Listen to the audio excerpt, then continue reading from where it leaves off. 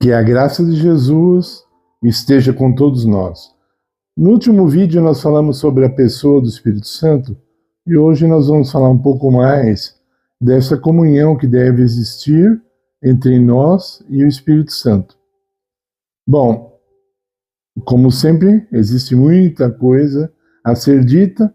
Nosso vídeo vai ser curto para isso, então vamos falar algumas coisas, ok? Não é o objetivo do vídeo cobrir todos os assuntos, né? Isso seria até impossível. Mas vamos lá.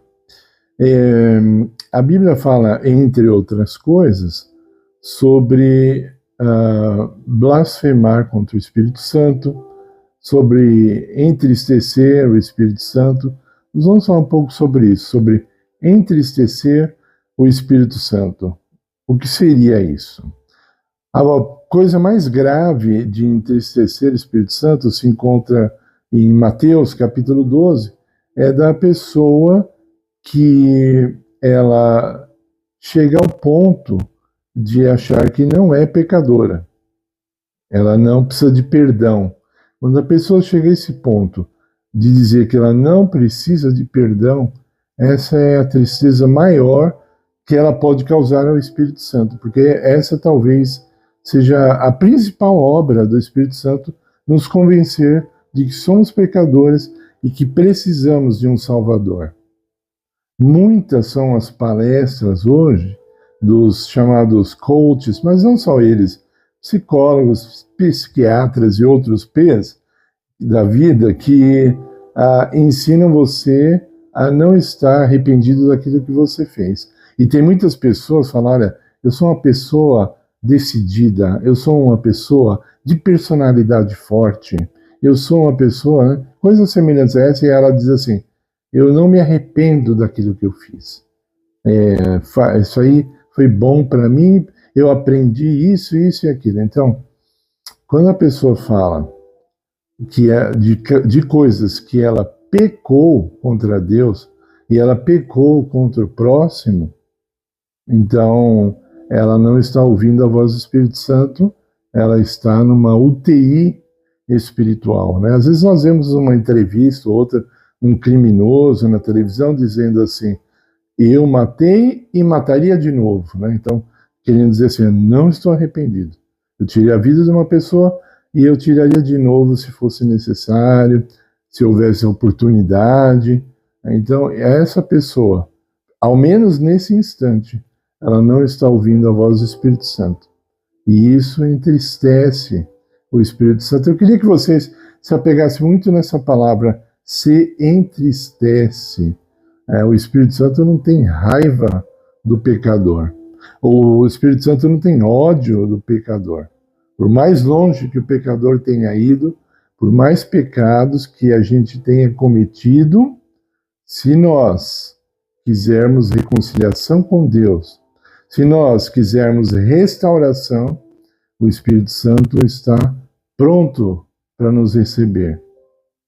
Tá ok? Então, se um médico humano, eu sempre falo isso, está pronto para receber você num pronto-socorro, seja lá o que você tenha feito, mesmo que você tenha tomado um tiro num tiroteio com a polícia, e você estava errado, o médico não vai falar, mas você estava errado, você tomou o tiro porque você é um bandido, então agora você vai morrer. Não, o médico não fala isso. Agora, se o médico, vou repetir, pecador, humano, não fala isso, imagine o Espírito Santo.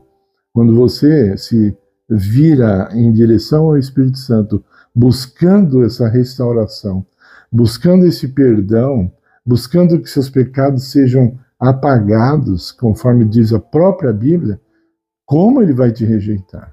De forma alguma.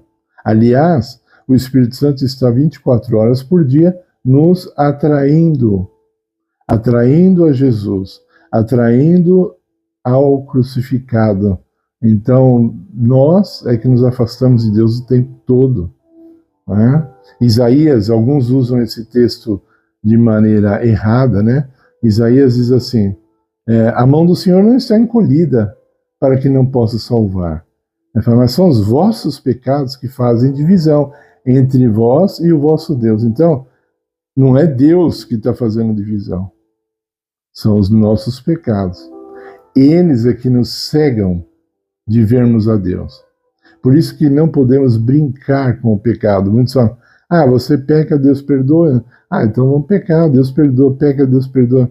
Deus perdoa, mas chega uma hora que você fica tão fraco, que você fica tão ausente, que você para de pedir perdão. É um processo humano. Você peca e acha aquilo horrível. Aí você peca de novo e não acha aquilo tão horrível. Aí você peca de novo e você vai falar, eu sou humano, o que vai esperar? Aí você peca de novo e aí você fala assim, é impossível vencer esse pecado. Aí você peca de novo e já, nessa hora, o pecado já se tornou uma necessidade para você.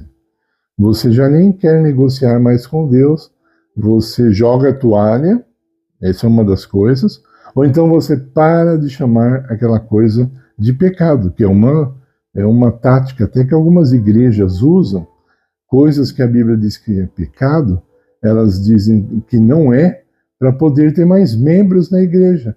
Mais membros na igreja significa mais dinheiro. Então, as igrejas modernas, elas são cada vez mais fáceis. E você entra lá, você não precisa de mudança, você só muda de endereço, né?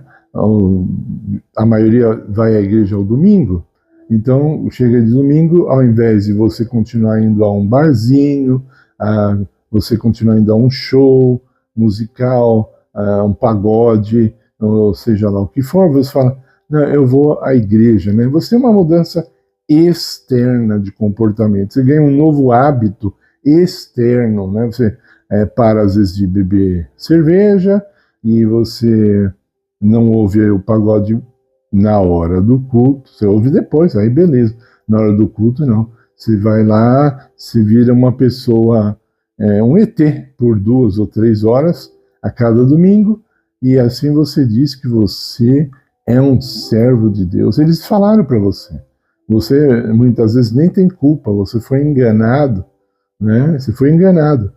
E nós estamos, entre outras coisas, aqui no canal para falar a verdade, para que você tenha sua mente iluminada, para que você seja liberto daquilo que ofende o Espírito Santo, daquilo que entristece o Espírito Santo, né?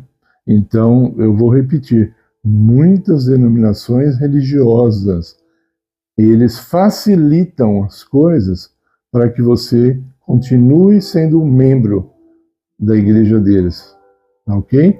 Muitos zombam de uma igreja ou outra porque dizem, eles não podem fazer isso, né? Você pode?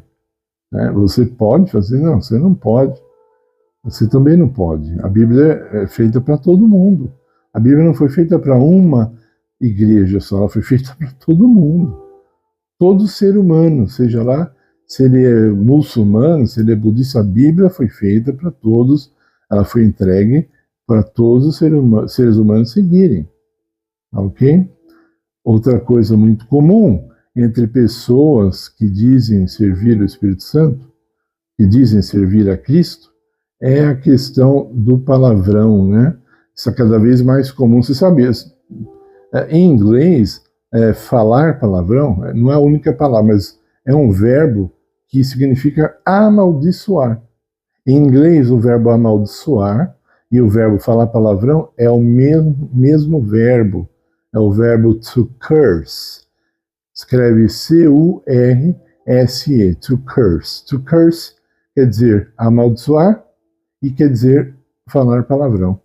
Tá? Então, para você ver a seriedade, né, da coisa, né? Então, o palavrão, ele se aproxima muito, e às vezes ele é o próprio amaldiçoar, né? Porque quando você está xingando alguém, né, primeiro que você está fazendo isso saindo do teu ódio, né? Teu ódio está gerando, o ódio gera o palavrão, né? Muitas vezes. Então aí você pega e fala para a pessoa alguma coisa que seja ruim, que seja destrutivo, né? Você fala uma palavra que esteja associado a amaldiçoar, tá? E se você fala, não, mas eu falo só de brincadeira, então se é tão fácil assim para você deixar de falar, deixe de falar então, porque não é aprovado por Deus, né? Hoje fazem brincadeiras assim com a mãe, né? Você vê no stand-up, por exemplo, os caras fazem piadas sexuais com a mãe de uma forma assim que poucos anos atrás seria inaceitável, né? Mesmo por pessoas que não seguem a Cristo, pessoas que ainda têm moral, né? Então, mesmo um ateu que tenha moral, ele não aceita um tipo de piada assim, ok? Mas não é o assunto principal, só estou dando uma ideia de coisas que você faz, que entristecem o Espírito Santo. E, de novo, eu estou dizendo entristece, eu não estou falando assim, eu não estou dizendo assim que ele fica com raiva de você, né? Ele fica com ódio de você, ele pega e vira as costas e te abandona, né? Mas isso é uma maneira de você entupir o seu ouvido de ouvir claramente a voz do Espírito Santo. Quando nós nos afastamos dele, o nosso ouvido vai ficando cada vez mais entupido. Fica mais difícil de ouvir a sua voz e alguns já não ouvirão mais. Isso é muito triste de dizer. Alguns já não vão ouvir mais a voz do Espírito Santo. E aí muitos perguntam, quando será o fim do mundo? O fim do mundo vai ocorrer depois que a última pessoa que precisava se converter, a última pessoa que ainda ouve a voz do Espírito Santo nesse mundo, quando ela se converter, então virá o fim, né? A profecia mostra que a maioria do planeta vai chegar a um ponto que não ouvirão mais a voz do Espírito. E dessa forma, o mundo será então destruído para que possa ser renovado pelo poder de Jesus. Mas isso é um outro tema muito longo. Eu espero que esse vídeo tenha te ajudado. Ouça a voz do Espírito. Pare para isso, né? A Bíblia diz assim, aquietai-vos e sabei que eu sou Deus, né? Então Deus se encontra no silêncio. Procure Deus no silêncio. No silêncio literal e no silêncio do teu ser. Ok? Que Deus possa nos abençoar. Que o Espírito Santo não nos abandone. Eu peço agora o seu like em nosso vídeo.